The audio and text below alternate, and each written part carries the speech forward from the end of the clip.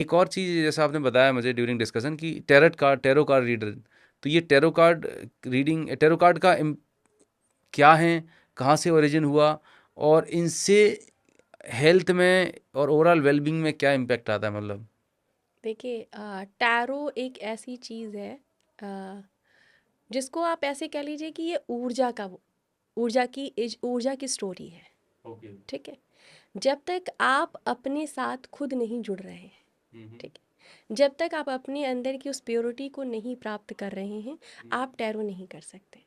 क्योंकि अगर आपको टैरो करना है तो आपको अपने अंदर की प्योरिटी को समझना होगा। ठीक है। अब प्योरिटी का मतलब ये नहीं है सर कि आपने आज पूजा करना शुरू कर दिया तो आप प्योर हो गए। ठीक है।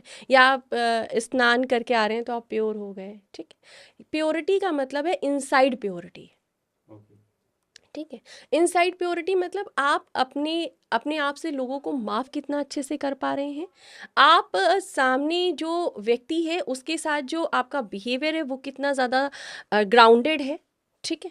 आप अपने अंदर की जलन, गुस्से, क्रोध को अपने से कितना दूर रख पा रहे हैं। मतलब आप एक अच्छी वाइब्रेशन में काम करते हैं तो ही आप टैरो कर पाते हैं।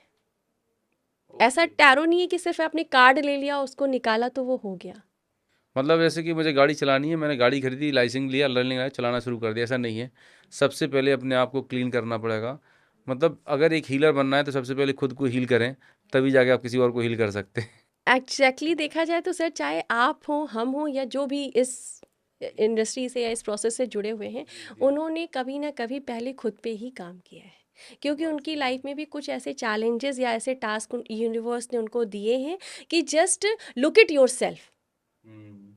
ठीक है। एक कॉल वहाँ से आती है और ये बचपन से आती है। अगर आप भी अपने बचपन से जाएं और महसूस करें कि आज आप साधना कर रहे हैं या कभी भी आपने डीपेस्ट लेवल पे साधना करी है, तो आप देखेंगे कि बचपन से ये कॉल आपको आ रही थी, लेकिन आप ही कहीं ना कहीं इसको डिनायल मोड पर डाल रहे थे। हाँ, फिर एक टाइम ऐसा आता है कि जब वो रास्ता बनता जाता है और आप उस मोड़ पे आ जाते हैं। पर वो अंदर इनबिल्ट रहता है, आपके अंदर वो कैरेक्टर में रहता ही रहता है। वो बात सही है। मैं भी अगर अपनी बात करूँ तो जब मैंने अपना करियर स्टार्ट किया था तो फार्मा में था, फिर हेल्थ एंड वेलनेस में गया, और फिर आज जाके मैं डायबिटीज़ रिवर्सल पे काम कर रहा हूँ। शुरू से था कि मुझे डॉक्टर बनना है, लोगों की मदद करना है। तो जब मैं बैक कनेक्ट करता हूँ डॉट, तो समझ में आता है कि हाँ, परमात्मा ने ये लंबा चक्कर लगाया, लेकिन right now I am at the right place.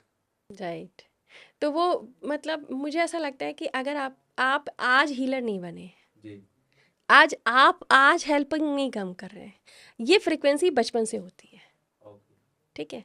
आप किसी के आसपास भी रहते होंगे ना, तो उस जगह के जो लोग दुखी रहते होंगे या जो ऐसे रहते होंगे, उनको अपनी एनर्जी में चेंज फील होता होगा, लेकिन उस समय अवेयरनेस नहीं थी।